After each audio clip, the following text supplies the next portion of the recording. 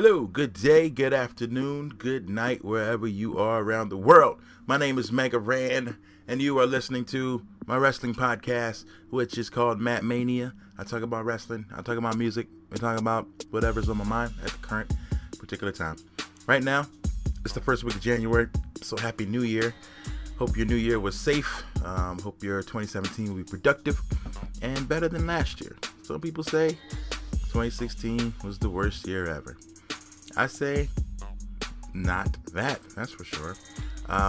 Honestly, I feel like I made a lot of great things happen, and it's almost, it's a little disheartening and awkward to be that one guy when everybody's saying everything sucks and you're doing okay.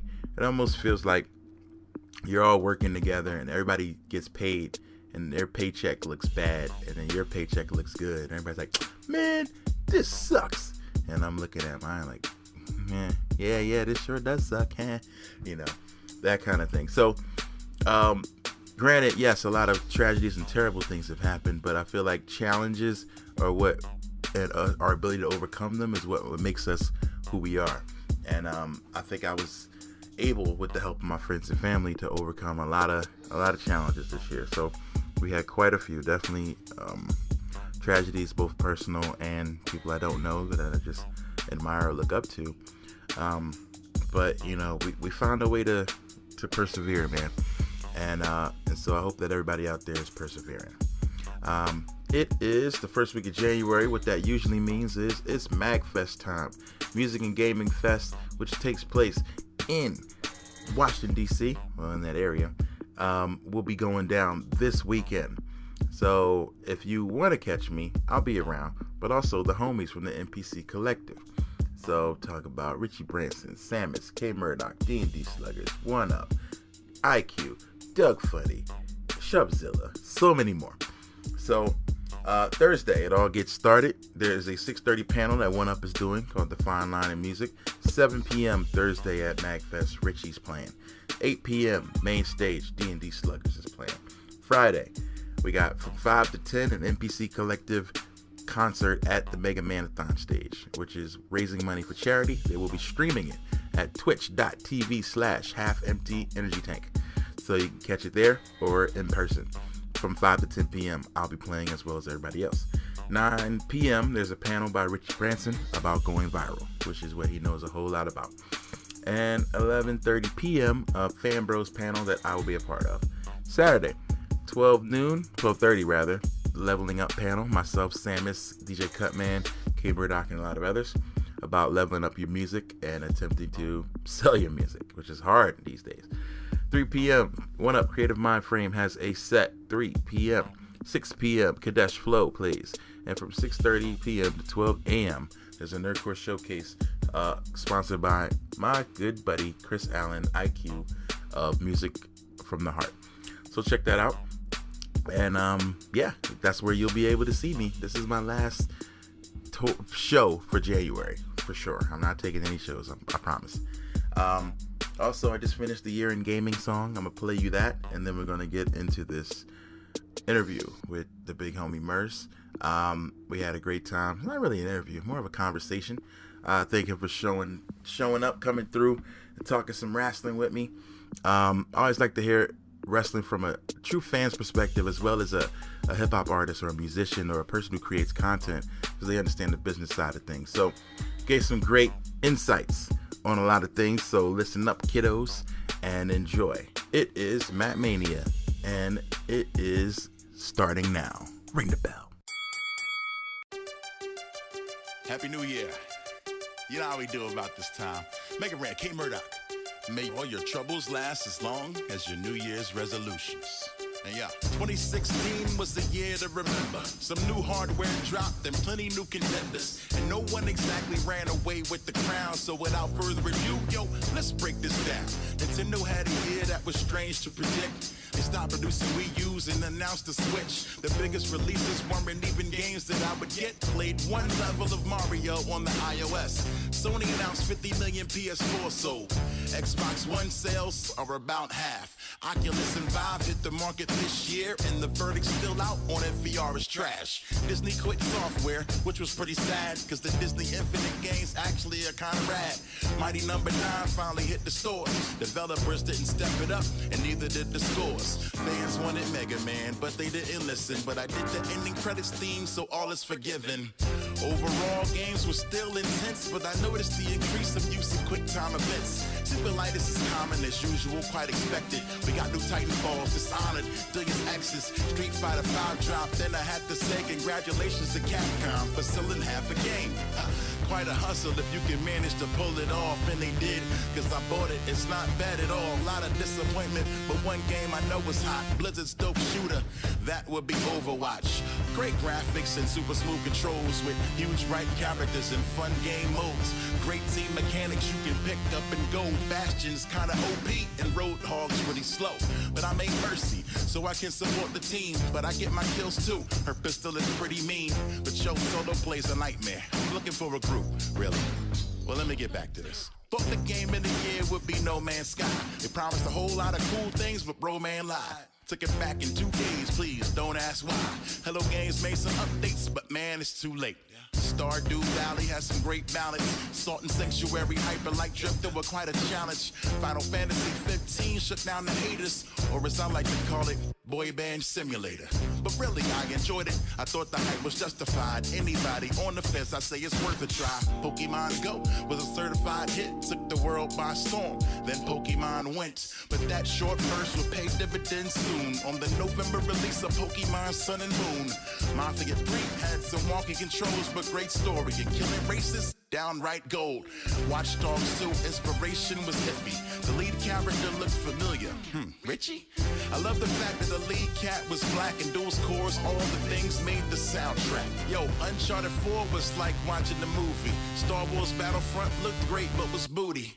Kids downvoted every COD trailer, and everybody swore the new game would be a failure. But lo and behold, Infinite Warfare. Activision made loot, didn't sweat it or care. I like Battlefield 1, but online was a mess to me.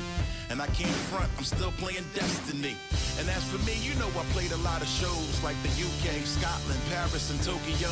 Released a mixtape, stayed out of prison, and my podcast got its 10,000th listen. I met Aisha Tyler, I made a couple rounds, made a lot of friends, even dropped a couple pounds. Working on the next album, making sure it's fire. I might be getting older, but not ready to retire. Presently, Rand stay ready to rock steadily, and if it isn't bringing you up, you gotta let it be. I pray that your endeavors forever be heavenly. Peace out, kids. Here's the 2017. I'm gone. Yo, what's going on, everybody? This is Mega Ran. This is another episode of Matt Mania. We'll be talking about the Royal Rumble and a bunch of other things. I got a special guest. Hi, Matt Mania. This is Murs. What's going on, bro? Hey, man, just being a maniac of the mat. Of course. So, before we get started, we did one of these before. We talked a while back, and since then, it was probably like a year ago. A lot of things have happened. Brand splits, new people, old people returning. 2016 has been an up and down year, but real quick, what's your opinion of wrestling in 2016? And I'm gonna mainly say the big leagues. I guess the main one that everybody sees is WWE, but of course there's a whole lot of wrestling out there. But in general, what's your thought on WWE's direction, I guess, in the past year? I still dig it. I wish a lot more I wish UFC would catch on to the way they're branding things and not charging us for pay-per-views. Frees up money for merch and going live events that way. But yeah, it's also to a point where there's too much. We got that's a lot a good right thing. Now. That's true. I think if it's good content, I guess too much of a good thing is not always bad. But no, I'm not complaining. It's just hard for me to keep up now. Yeah. Because you used to be able to, I guess they made it more quality because now you used to kind of be able to sit out SmackDown, This is a good point. I think that's probably exactly why they've done this, the brand split. It's like, oh, you think you can just miss this show and still know what's going on?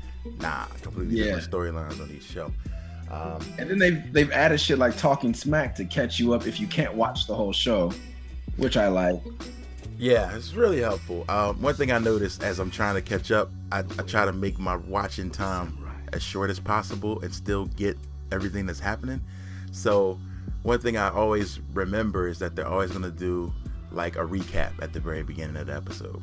So SmackDown particularly, I noticed there's always the main things that happened last week. They're going to show them for like the first 5 minutes. So if you didn't see it, you caught up and you can go. Or if you did see it, you can just DVR, fast forward a little bit to get on with the rest of the show. I just feel like they could also maybe cut an hour off Raw. I wouldn't be mad. You know, I'm gonna get into that because there's this show they just put out called "Bring It to the Table." Have you heard about this? Oh yeah, with Peter Rosenberg. Shout out to him. Yeah. Rosenberg is it's Rosenberg, Paul Heyman, and JBL, and they're talking about basically topics that the internet and the fans talk about, and nobody agreed about making the show shorter. They were like, you guys don't understand how this works. There's millions of dollars at stake for that extra TV hour, blah blah blah. That gives a lot of other wrestlers opportunities, yada yada yada. And so when they finally broke it down to Rosenberg, he was like, well, I guess I don't want 2 hours. But he's like, you know what, I do. I want 2 hours. And Paul Heyman's like, well, that's just your stupid opinion.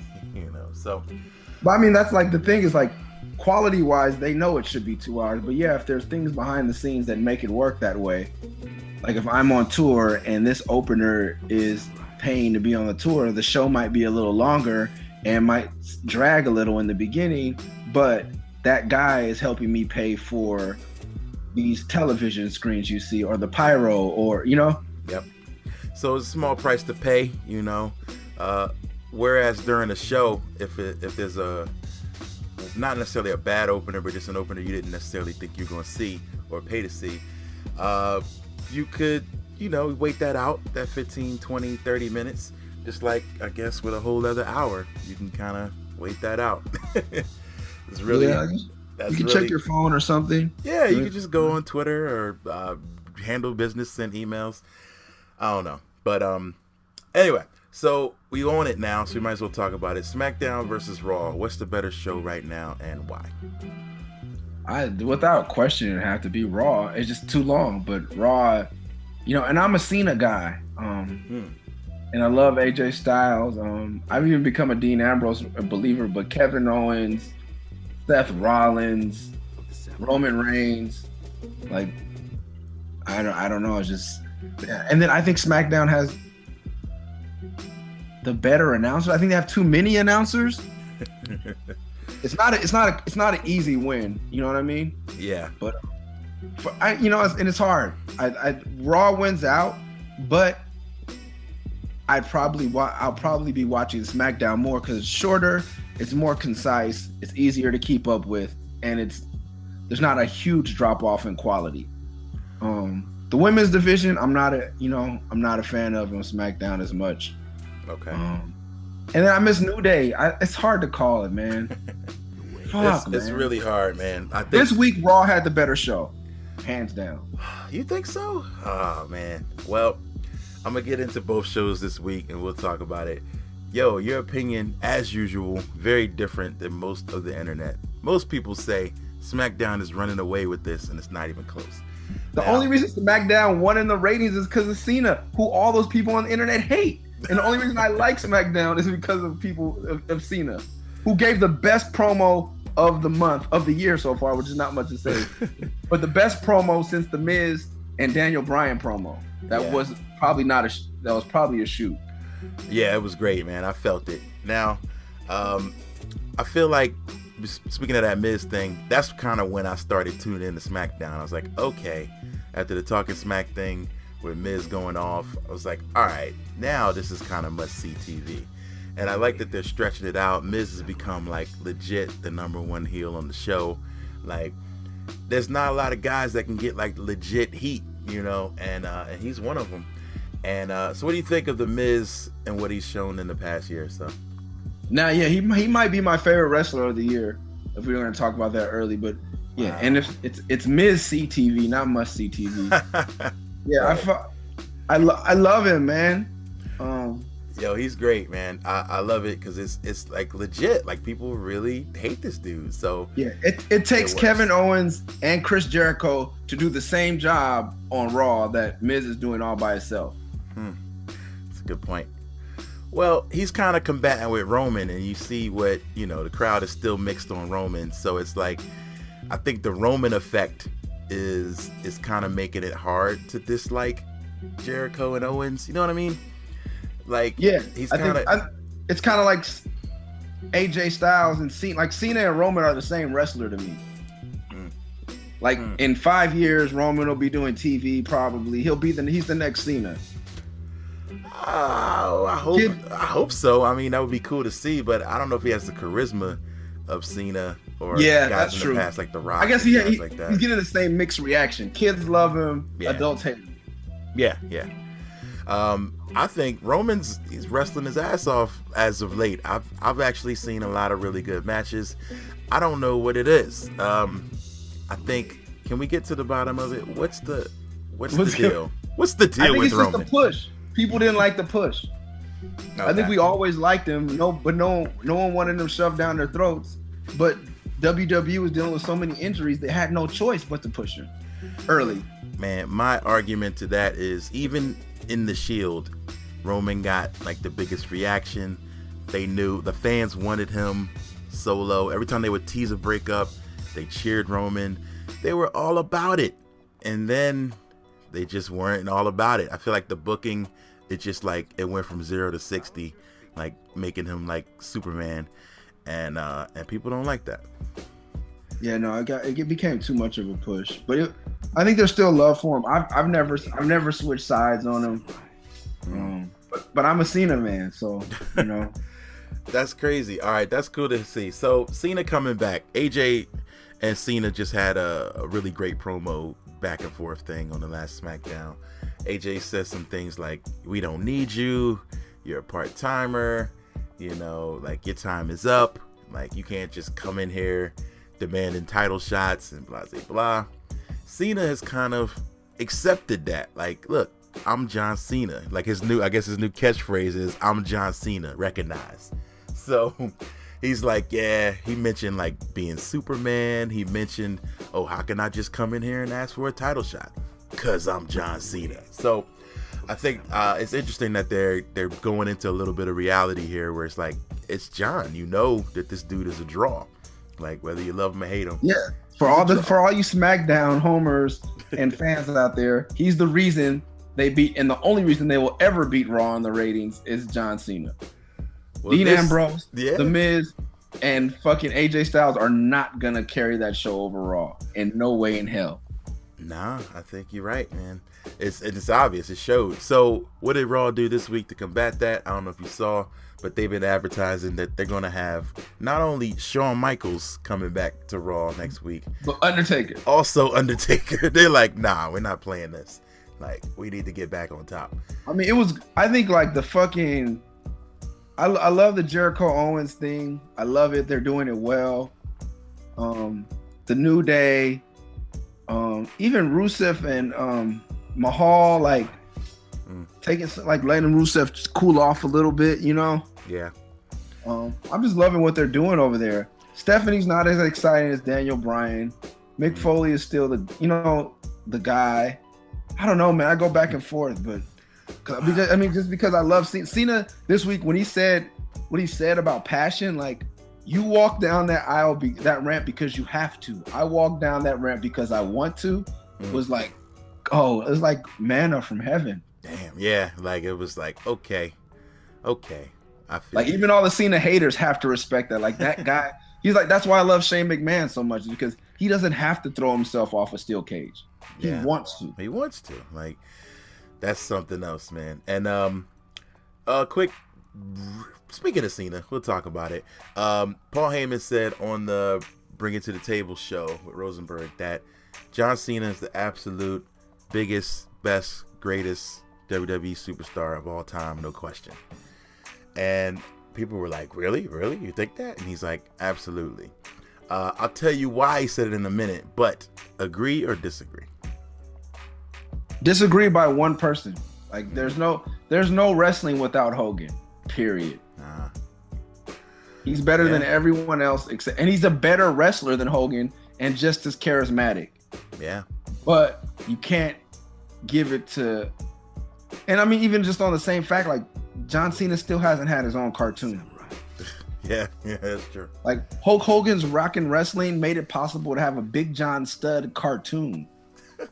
He made it possible to have action figures. I don't know if John Cena could have done that. John Cena's a way better rapper though. Like I don't know. Like it's just like putting Hogan the might chicken have some before bars. the egg. He's got half of it down. He can drop the N-word, but you know. But did you maybe I should do it there, but did you hear it? He said Lil Wayne gave him the pass to drop the N-word, and since then he's been okay with that. Wow. I'm on the fence about the N-word, but in the context in which he used it, in the privacy of his own conversation, I was never mad at him. Yeah. He's a 60-year-old white person? Like Right. he was taught to use that word. Like Yeah.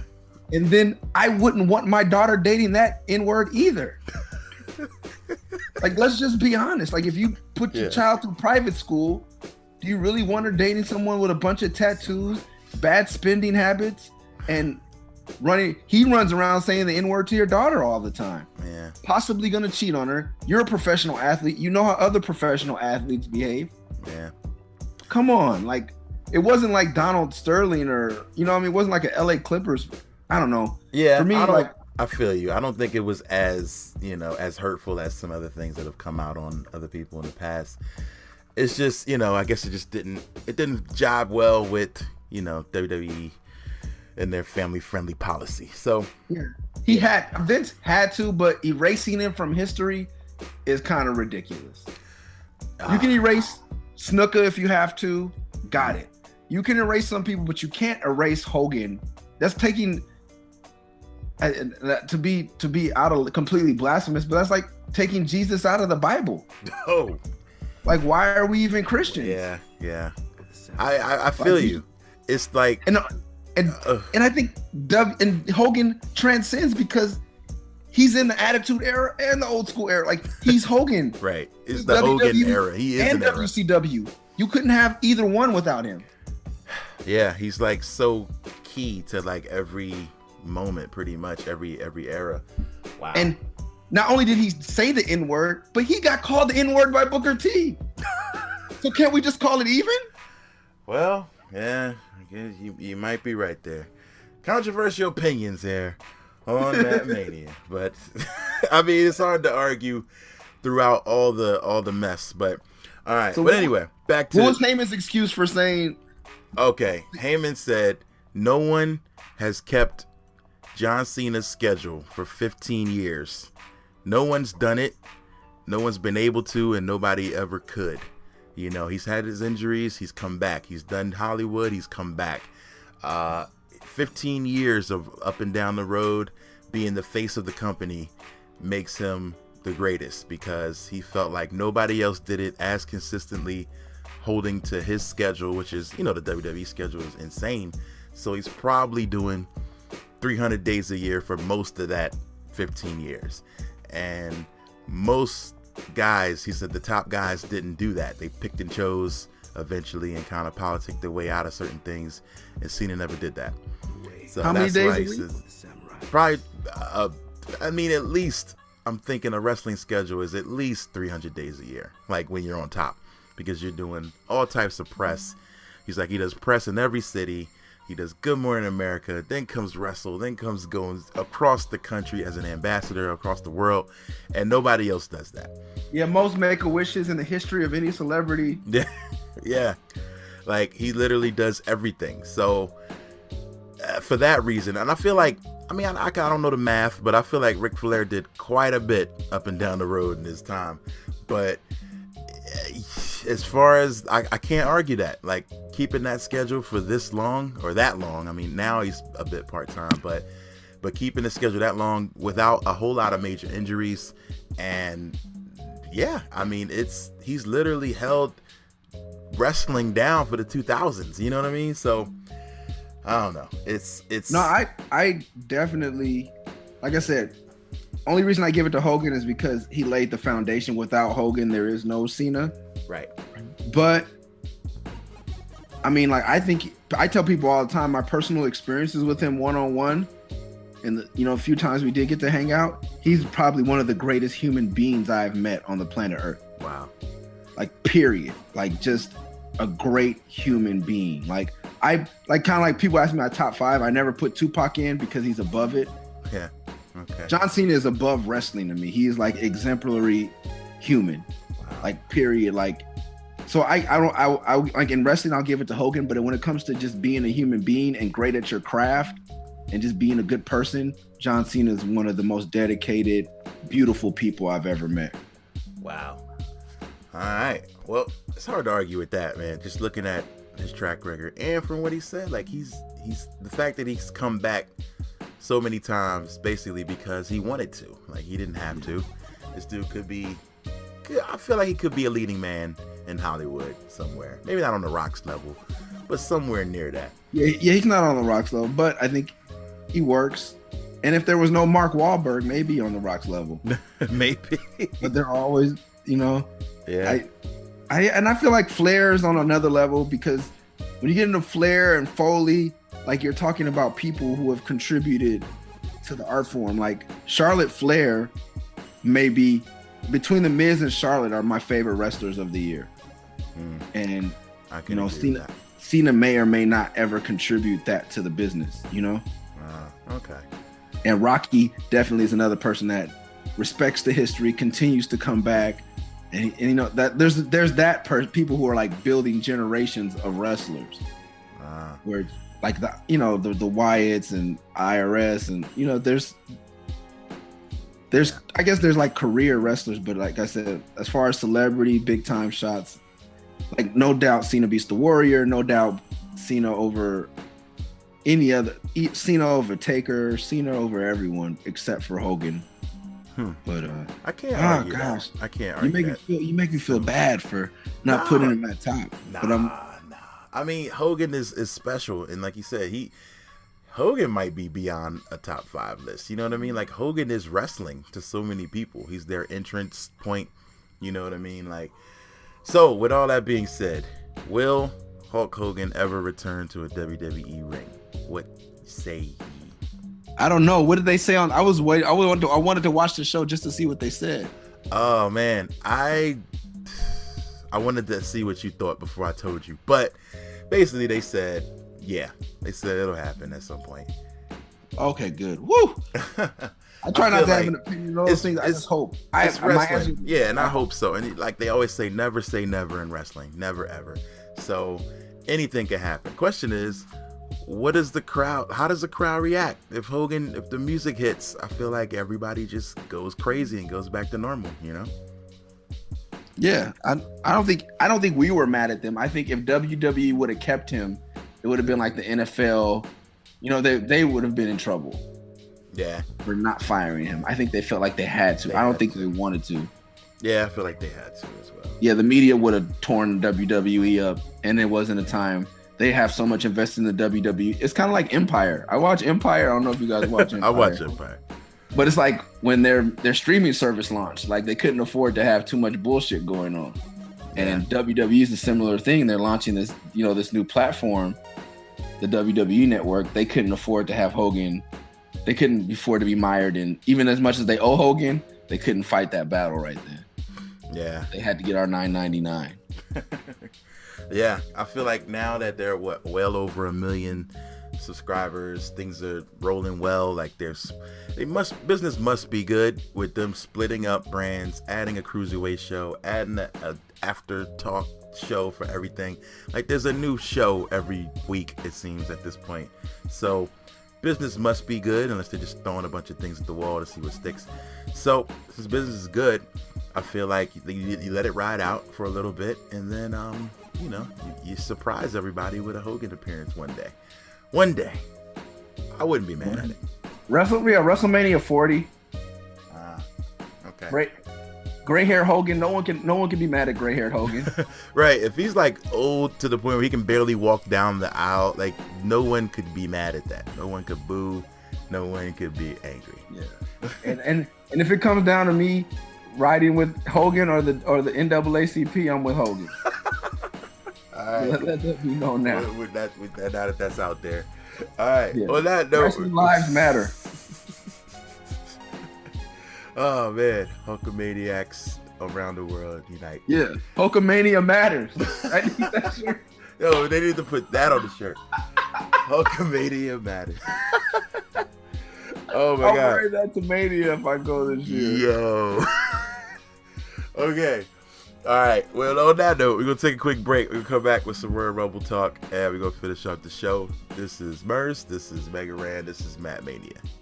Hey party people, it's Cape Murdoch here, and I want to talk to you about something real fresh, real new that myself and Mega Ran are doing now, and it involves you, the fans. Myself and Mega Ran just launched a Patreon, a monthly way for you all to subscribe to us and what we do. For as little as $1 a month, you'll get free exclusive downloads, a guaranteed song a month, and if you pledge at the $10 level, you'll get a free project a month, whether it be something we do together, whether it's something solo, a side project that I engineer or produce, it's guaranteed exclusive for you Patreon supporters. So, if you really like what we do, then this is the time to get down and join us. We are trying to bring back that Nintendo Fun Club vibe because this is essentially a fan club for the real fans. So check it out, patreon.com/bitsandrhymes. That's patreon.com/bitsandrhymes. And now back to your regularly scheduled program. Yo, what's going on, everybody? This is Mega Ran. I'm back. It's Matt Mania. We're in January somewhere. It's 2017. January means Royal Rumble. So we got to talk about it. My special guest Murs in the building. Well, the virtual building. We on the phone line, which is in a building somewhere. So Exactly. Hello. So here we go. Royal Rumble's happening. Raw, I thought, did a really good job this week talking about and hyping up the Royal Rumble. We had Goldberg come back. Goldberg's deal is he's come back in order to get a world title shot at WrestleMania. Also, I feel like him and Brock Lesnar will have to cross paths in that Royal Rumble. They did something really cool. They had Roman go toe-to-toe with Goldberg at the end of Raw, and then they both got together to double spear. Oh, yeah, my heart soared. I marked out. I did. I can't front. I did. So they put the double spear down on Big Braun Strowman. Best thing I like about the Royal Rumble is seeing top guys go at it with lower card guys. Like, I love that. So that's why I always enjoy the Royal Rumble. So, do you want to see any surprises? Any like swerves? Any NXT guys coming up?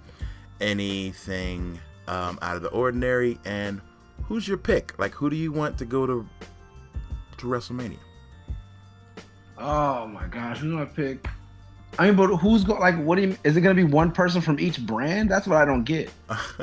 Yeah, they haven't quite said it, but on SmackDown, I think it was who was it? Oh, Baron Corbin, who said, "Oh, I'm going to be in the Royal Rumble, and I'm taking your title at WrestleMania." So I think whoever wins is going to challenge for their brand's belt or something like that. I think somebody from SmackDown is going to win because they need the help. Sorry, SmackDown fans.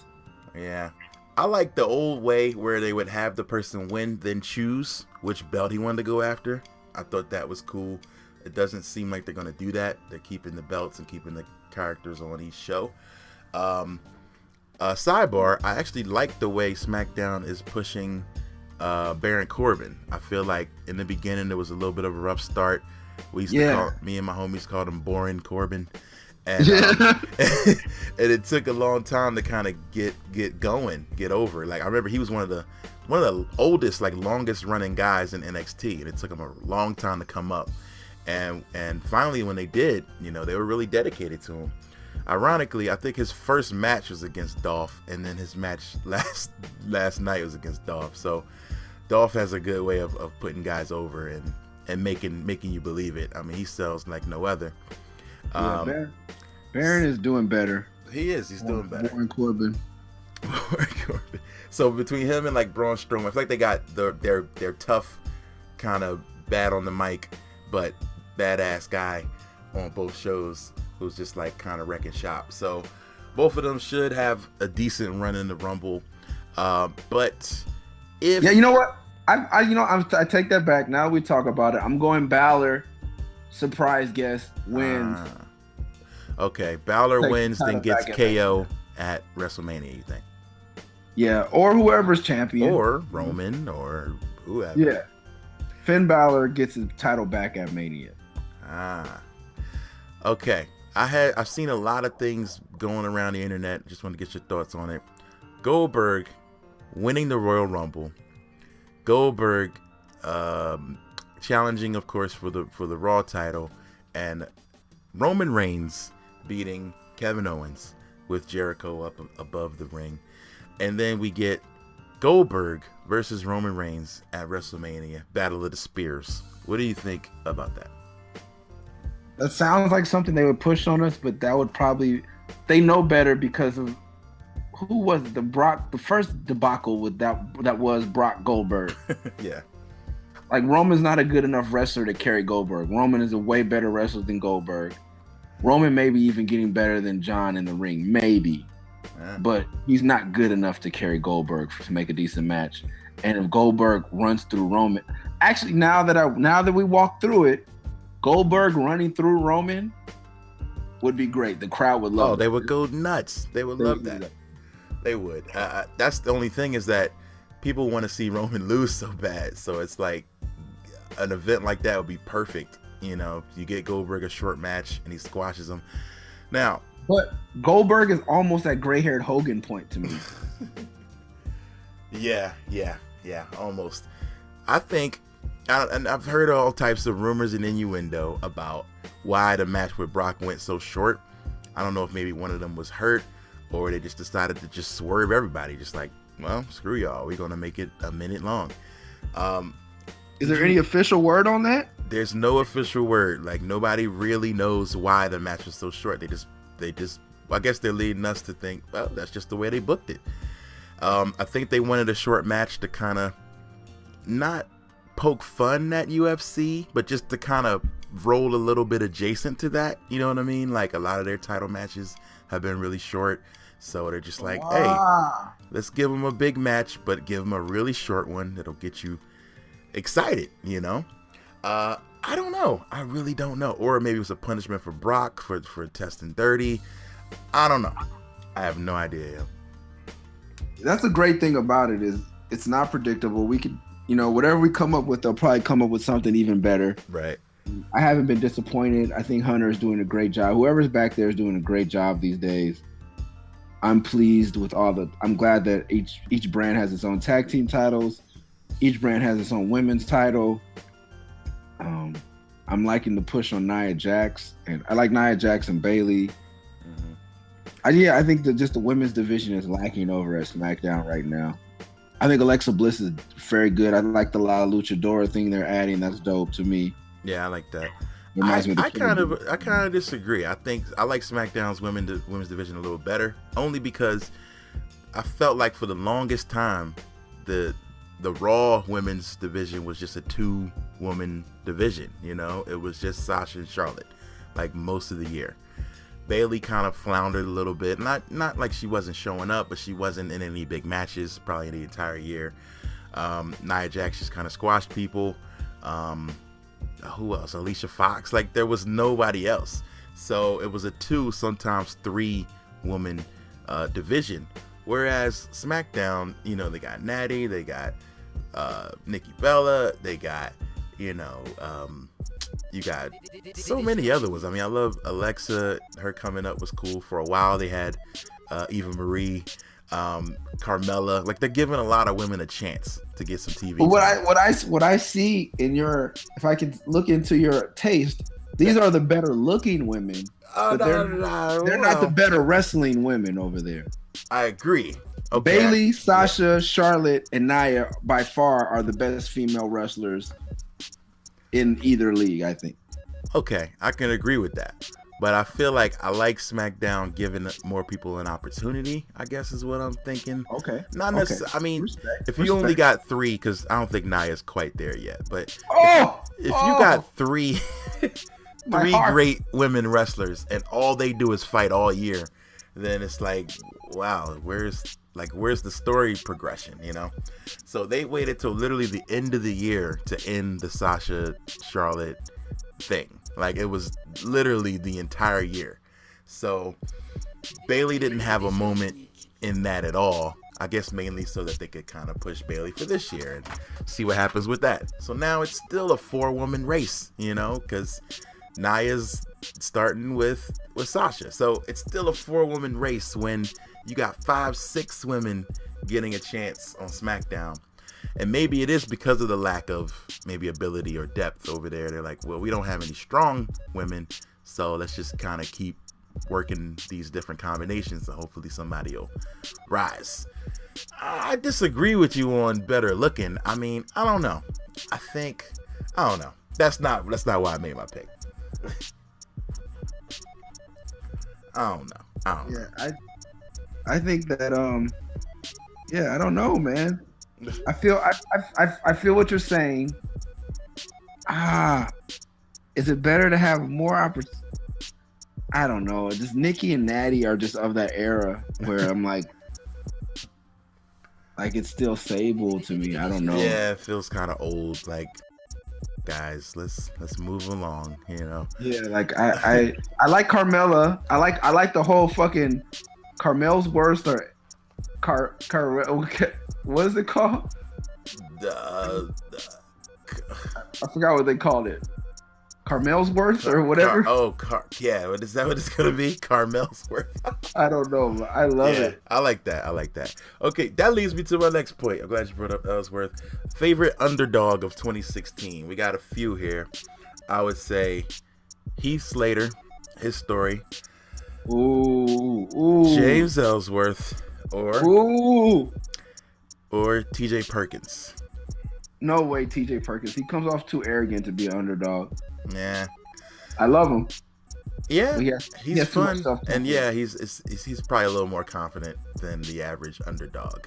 I guess Heath, because Heath is a better worker. James Ellsworth is like hilarious, but he's just a joke. But it's great. It works. And yeah, Rhino. It was just such an unlikely team. Like, it was great. It was, yeah. That was great, man. For him, like, looking for a job and popping up on both shows, and Brock Lesnar destroying him and telling him he don't give a shit about his kids. Like, oh man, it was just such great stuff for him to rise above all that and become tag team champs with Rhino of all people. Like, great story, man. It almost reminded me, I guess the previous year, I guess you compare it to like maybe Zack Ryder, you know, an underdog all the time, who then gets his big win at WrestleMania. So, and then had a bad break. I think he just got hurt. So, but yeah, I'm gonna say Slater because of his ability, definitely. Ellsworth was great entertainment and still is. They talked about that a little bit on that show, and I think Rosenberg asked JBL, like, don't you think, you know, Ellsworth's spot could have been for someone else, like an NXT guy or a guy in the back who's not getting used? Don't you think maybe that would have been better used with someone else? And he said, man, this is business, and in business you follow the money. Ellsworth is ratings, believe it or not, and he's money. And like, people love this dude, you know, they're buying his t-shirt now, like, he's money. So until someone can, you know, outdraw him or outshine him, then you know, we're gonna go with it. Yeah, and I feel like it's when white people or even some when Americans complain about Mexicans taking their job. I'm like, motherfucker, you weren't gonna clean that toilet anyway. True. Like, no one in the back was gonna come be a fucking goofball for the people. Yeah, like, Bo Dallas tried the fucking. What were they called when Heath Slater was part of that group? Whatever the fuck. The 3MB or something. Yeah, the social outcast. The outcast. Yeah. Yeah, they tried being goofy, but they're all too talented to be goofballs. You Right. know? Maybe no one. I think you're right. Nobody else would have took Like, that. we need a Doink. Like, this is the new Doink. Yeah. Like, he's not taking a job from anyone. He's filling a void that desperately has been needed to be filled for a decade plus. Yeah, you need a joke character almost, you know. So, and who else would take that kind of ridicule? I mean, constantly from not just from the other wrestlers, but the commentary is just constant. You know what I mean? Like, he's just a joke. So Every rodeo Doink, needs a clown. Yeah, new Doink. And there hasn't been a rodeo clown in WWE in years. I mean, George the Animal Steel was kind of it. I don't know who started that lane, but Doink was one of those. Would you say what's the little dude? Hornswoggle. Hornswoggle. Oh shit, I forgot about him. What was the Tanaki? Oh yeah, the Funaki and Taka for a while. They were the comedy. Yeah. Tajiri for a while was the comedy with him and William Regal doing their thing. I guess it's like fucking what you call it? The Golden Truth. Yeah. You need that. And SmackDown needs a Golden Truth. And the Golden Truth shirt is amazing. And the Ellsworth shirt is amazing. I own a Golden Truth shirt. Yo, his shirt is dope. I bought it immediately. I bought it and I forgot all about Step Brothers. And then it just became even more funny. The shirt's a double entendre. It's amazing. Oh man. All right. So I think that's basically it. One last thing that happened on SmackDown. Oh, can I take out Heath and put in R-Truth to me for underdog of the year? Yeah, he was dead. Yeah. He was. Him and Goldust were dead. You're right. Are they not dead anymore? Did I miss something? Are they? You don't find them entertaining now? Yo, they're like zombies. They get like 5 minutes of TV time. They don't win. Like what? What? They're the Walking Dead. Are they they're not the Walking dead Dead anymore? of the WWE. They're no threat to a tag team championship. No. Like I don't know. But I mean, if they win it, it'll be. They have better T-shirts than. But I have kids. I need this job. I have kids. It's great. Yeah. Like I'm gonna be like the WWE. I'm gonna split it. I'm gonna split it into SmackDown and okay. Raw. That's fair. But to your credit, you're right. They're not back from the dead. They're just. I mean, walking. Like people talk about what Breezango. Like they're entertaining, you know, and they're both doing well together. But are they alive? Like they have a job and they do make some TV every week. They're Tagswoggle. There's the Hornswoggle part. There's no Hornswoggle in Raw yet. Who's the Hornswoggle of Raw? The Tagswoggle is Breezango in SmackDown. The Hornswoggle is Ellsworth. Yeah. The Tagswoggle of Raw is Golden Truth. Who's the Hornswoggle of Raw? They need a Hornswoggle of Raw. Yeah, I guess they need a joke character. And that whole 3 hours, that's maybe like I need to laugh a little bit to take away the pain of having to watch it all. It might be kind of Titus. I don't know. Titus has been on a little bit of a joke thing lately. Yes. I don't know. It might. But then because he lost too. He got his ass kicked by Strowman. Yeah. Then the following week he got his ass kicked by Xavier. Yeah. And he twerked. He did twerk. So he just needs a great T-shirt. I feel like it's at the time for a cool Titus brand T-shirt, and I'd buy it if it's good. I'll buy it. Yeah, Titus needs to go full Hornswoggle. I think so. It might be time for him to just get completely silly and just take it all off, and let's just wild out. Yeah, have fun because he has kids. His kids are at the age where they're silly, like 10, 8 years. You know, the twins. Mm-hmm. And we know he's a great guy. Everybody loves him. Goof it up, man.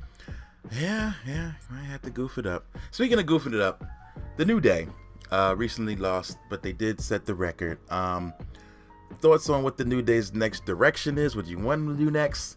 What's up with that? I want Kofi Kingston to win the Royal fucking Rumble. He's been the greatest entrant in the Rumble. Most spectacular performances. The walking on his hands. He's amazing. Yeah. He's made that match so many years for me. He lives and he's never won. I know it doesn't make sense for the storyline, but I need him to win a Royal Rumble in his lifetime. He steals the show every time. Like you can count on it. Like you can't continuously fucking shun this man. Give him a shot, let him blow it. But I'd pay to see Kingston, a screw job where Kofi Kingston wins the fucking wins WrestleMania. Hell, it would be great, man. I would love it. That's like, funny. does he need to get back implants? Is that what Vince is waiting on? Maybe. I don't know. That would be something. Because, yeah, he makes a moment every single time. Man. So I was talking to some buddies, and we all kind of agreed. I think New Day's new direction I would like to see is for them to wrestle solo. Not break apart. Still be homies. But, like, just all make a dent in the singles department. But still be buddies. Full on DX. Yeah, like going for the US title, going for the world title, like just getting dope singles opportunities, but still being a unit, I think would be cool for them. I think KO and Big E could put on a show for the heavyweight or for the Universal. Yeah. I think Kofi can hold the US, and I think Xavier can go for cruiserweight. I think he's small enough. Yeah, I think so. If they made a solid run for all 3 titles, man, that would be dope. But that's what they mentioned on the show. I'm glad they're going to start focusing on their solo career. Yeah, I'm glad too. I want to see that. I'm happy to been seeing a lot more Xavier in the ring, and he's been doing his thing. So that's it's great, and I feel like he can I think they could do some damage, like you said, put a dent in it, get some more shirts out there. Yeah, and just go full DX. Like they should be the new NWO, the new DX. Yeah, just like making fun of people, clowning everybody, and and winning some matches. I think that. I kind of thought that they were gonna let. I wasn't mad when I thought they were gonna let Titus in for a sec. I thought for a sec too, like maybe. Nah. I was like, I'm not gonna be mad at this if he just shuts up and plays the big guy role. Yeah, it wouldn't be a bad idea. I mean, it wouldn't be a bad idea to let a Latino or a female or a white person into the New Day as well. Right, I wouldn't be mad at that at all. But but I guess they have to be funny. I guess they're goofy DX. Like, yeah, they got it. Yeah, DX was goofy, but they were to the left of goofy. Goofy and vulgar. So I guess I don't know, but yeah, I feel like. Do you know anybody in Raw that would be a good addition to the New Day? It's funny. I thought back in the day that Sasha might have been but she's a little too cool. Yeah. Or if before all the switching, happened, I was thinking Naomi, or something like that. Because I've seen, she's got a lot of personality. Haven't seen really the silly side. And they actually teased it and got me really excited. Bayley, yeah. Boom. Bayley in the New Day. Now that I feel like if somebody wrote the right lines for Bayley, she could be there. Yeah, that would be perfect. So Bayley's getting her title shot at Royal Rumble. Do you think she has what it takes? Does she go over? Oh yeah, she's the fucking shit. Is she winning? I love Charlotte. Charlotte's undefeated at pay-per-view, completely undefeated forever at pay-per-view in singles matches. I'm not mad either way. Like, we're both going to be in San Antonio hopefully for this for PAC South, and like that's the reason I'm spending my $350 on a fucking floor seat is because not just because of Charlotte, but Charlotte's one of the Cena, Charlotte. I don't care who wins. Like even AJ. Like I'm a Cena fan for life, but due to my upbringing and gang sensitivities, I can't wear Cena shirts anymore because it's just an obvious blood symbol.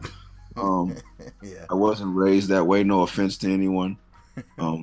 Yeah. So I'll be there in my blue AJ Styles shirt and my blue Charlotte shirt, but I'll have a Bayley shirt. Like I love it all. So I wouldn't be mad if she doesn't walk away. But does she have what it takes? Fuck yeah. Yeah, I agree. I think so. I mean, Sasha screw job would be great for me. That would be dope. I think Sasha Swerve, like she came down and fucked Bayley out of her chance. I'd be stoked. I'm so ready for Sasha to go heel, like all the way bad guy. Like I feel like she's a boss. Like a boss has to be bad, right? I don't know any good bosses. I've never had a good boss in my life. who'd be like, "Oh, it's cool. Take a day off. It's fine." Never. Yeah, the bosses are bad people. That's true. Bosses are mean. Like, they gotta be ruthless. Sasha, the supervisor, Banks. Right. Like, it's okay. We just won't tell the boss. No. Yeah, exactly. Like, she is the boss. She's the boss. Like, I need her to be evil, angry, like NXT style. Like, I would love. Like, she's a great heel. But she's so popular, so it's like, who knows? But I would love to see it like straight evil Sasha for a little while. No way to make Nia good, because then she had to do the Gentle Giant thing, which would be horrible. And if Sasha went heel, like, there'd be 3 heels. There'd be Charlotte, Sasha, and Nia. Oh yeah, I guess they'd have to bring somebody else in before that could work. Yeah, out. I think I don't know what they're gonna do with Shinsuke. I haven't been watching NXT. I haven't been watching either. But there's a lot of rumors swirling around that either Shinsuke or Joe might pop up at the Rumble. I would be really excited about that. So last thing, actually there's 2 last things. One is Dolph Ziggler. Dolph made a bit of a turn on I don't know if it's the beginning of it. Since I haven't been watching, I didn't get the fuel for that. Has he been on this? I don't like anybody. He's just been a loser forever. So I think, I don't know. He's just like the announcers are trying to play it up like he's just snapped.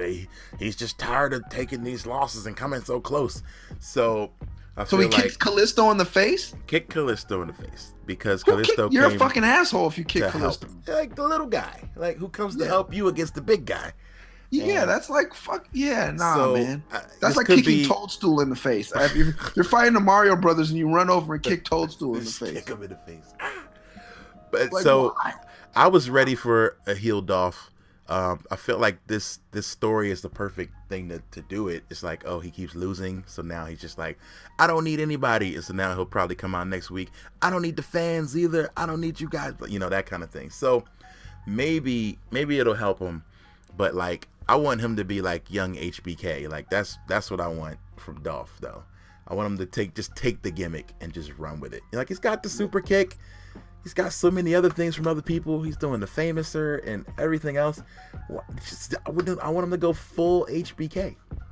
Go full HBK.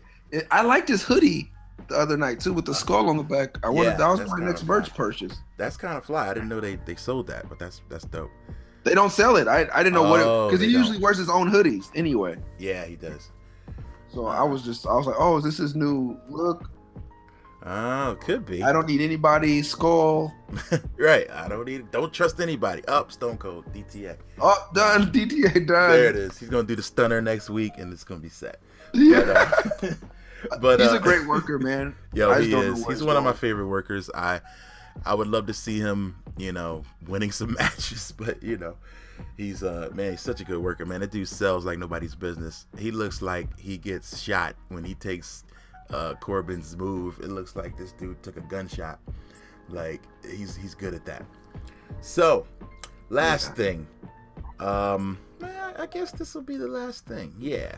So we're talking about Hall of Fame, which is coming up soon. They haven't mentioned really anybody that's going to be in there. I want to mention 2 names. They're old school names. So if you're a fan in like the 90s, you'll know who they are. I want to mention 2 names that I've been hearing swirling around. Lex Luger and Big Van Vader. Are they Hall of Famers? They're not in there already? Nah. Okay, yeah. Fuck yeah. Didn't Vader beat up a talk show host? Yeah, among other things. Vader's a bad dude. And he just recently announced that because it was like some heart problems, he may only have like a year or 2 to live. Like things are kind of bad for him. But he's getting in shape. He's getting with DDP, doing DDP yoga. So I gotta get back on my DDP yoga. I lost my DVD. Yo, that stuff is legit. I did a couple of lessons, but I don't have to. Hey, this motherfucker Van Vader was born in Linwood. I'm fucking with him. Really? Linwood, California. Wow. I lived there for quite some time. All right. And Okay. then his family moved to Compton. What? Vader lived in Compton? Yo. Yes. He was raised with his sister in a rough area of Los Angeles known as South Central. What? He went to Bell High School. What? Yo, I'm fucking with Vader. Let him in. Let him in. We gotta let him in now. Instantly, I think, because I've always been partial to the big dudes for whatever reason. And big dudes that can move, especially. That was always me, like on the football field. They'd be like, "Oh, you're a big dude, but you can move though." So when I see that in wrestling, guys like Bam Bam Bigelow, Yes. guys like even Yokozuna, Van Vader, I instantly take to those guys. So I'm always gonna ride for the big dudes. So Vader, just for being able to do moonsaults at 300-400 pounds, like so much great memories. Like most of his best stuff probably wasn't in WWE or F. I think it was, NWA, WCW, and Japan stuff. But I think he's a Hall of Famer. Gotta let him in. Yeah, I don't know. Like, man, if we could, can we put Big E in his mask? Big E with the Vader mask? Because that's a great mask. I think it needs to come back. That would be dope. See, but if it was still New Day, it would have to be like pink or something, Yeah, maybe not. That might or maybe that's how it comes back. It comes back in pink, like as a face mask. Wow. No pun intended. Face mask. Face mask. Maybe. Yeah, because Vader was the one dude I was legit scared of. Like, he used to come out in that giant helmet and like the big shoulder pad thing, and like, oh man, it was crazy scary. Like, that dude was, he was a bad dude. And they say like he was one of those dudes that took liberties in the ring. Like, he would let you have it and be like, oh, really? So yeah, I feel like there's a lot of politics that might keep him out. A lot of dudes are like, man, he was stiff on purpose. He didn't listen. He didn't do this. He didn't do that. And his relationship with WWE wasn't that great. But I don't know. I think as far as his merit and his ability, he needs to go in. DDP Yoga will get you into the Hall of Fame. Yeah, apparently that's the path, man. DDP Yoga will get you in. What would hold the narcissist back from being in? I don't know, man. Well, the Elizabeth thing. I don't know if you heard. What happened with him and Liz? Elizabeth basically died in his care. Like, they were like binging out on drugs together, and she died, and he was like scared to call the cops and that kind of thing. Yeah, he probably shouldn't get in. I don't know. Yeah, this is a tough story. He wrote a book. I've been reading it. It's really good. It's called like Wrestling with the Devil. Like, he changed his life, got saved and stuff. And okay. But yeah, I mean, that'll do it though. That'll send you to Jesus. But yeah, I don't know, man. They like to stay away from controversy. So I don't know. Abilities wise, I never was a big Luger fan. I didn't really think he could wrestle. He just looked great. But come on, dude? The Rack? I was not a Luger fan. Like, he's just a tough dude. Like, he was just big, strong. But like, you know what? I don't know. He was a fake ass Paul Orndorff. I'll give you that. Right. He's a fake ass Paul Mr. Orndorff was him Wonderful. before he was Luger, and he didn't get all the world titles and coming out of blimps and whatever, all the cool stuff they did, riding around the bus, the Lex Express and all that cool stuff. But who didn't get that? Mr. Wonderful? Mr. Wonderful didn't get all that? Nah. No, he just got one match with Hogan, got squashed, and that was it. That's about it.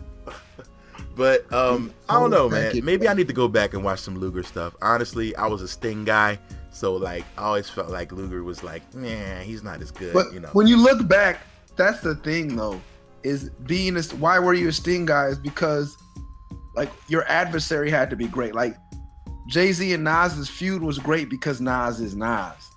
Yeah. If Nas was Meek Mill, it wouldn't be as great, Good point. No disrespect to Meek, but like. Yeah, I feel you. There wasn't like no one saying that Meek got Drake. Like, you gotta, you're only as good as the person. Like Tupac and Biggie, unfortunately, is Tupac and Biggie because they were both really good. That's a good point.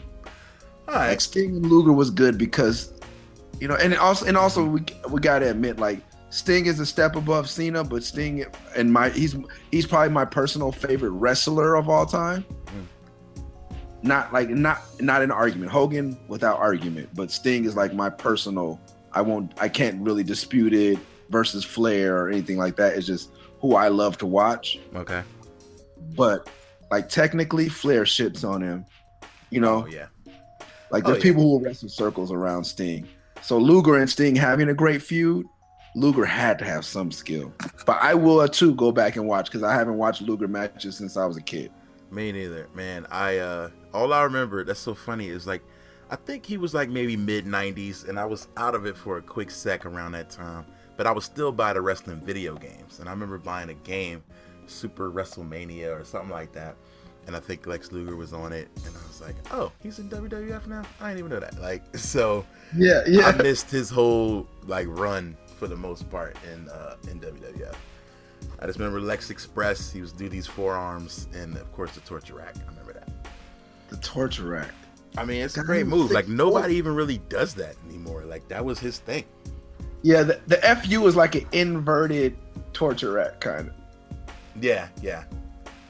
All right. So I think that's it, really. All right, we've talked long enough, but I want to thank you once again for hanging out and chatting wrestling with me. And Murs, you can't, as a musician, you can't leave without giving me a song. This song can't be one of your own songs. It has to be a song that you would come out to the ring to. Like if they're like, yo, Murs, you're doing the run-in during the Roman Reigns Goldberg main event. What music is going to hit when you run out with the chair? Man. Wow. Now you gave me a scenario. I had a song picked out just as my interview. Okay, yeah, I shouldn't have made it that, because they wouldn't play your music then. You just run out. But I don't know. If you are special guest referee, I would use Shiny from the Moana soundtrack. Ah, okay. All right, that's a good one. I don't even know the guy's name from Flight of the Conchords, Jake Clements or the other guy. No. Yeah, it's the J guy. Okay. All right. But it's on the Moana soundtrack. I know no one's listening to that but me.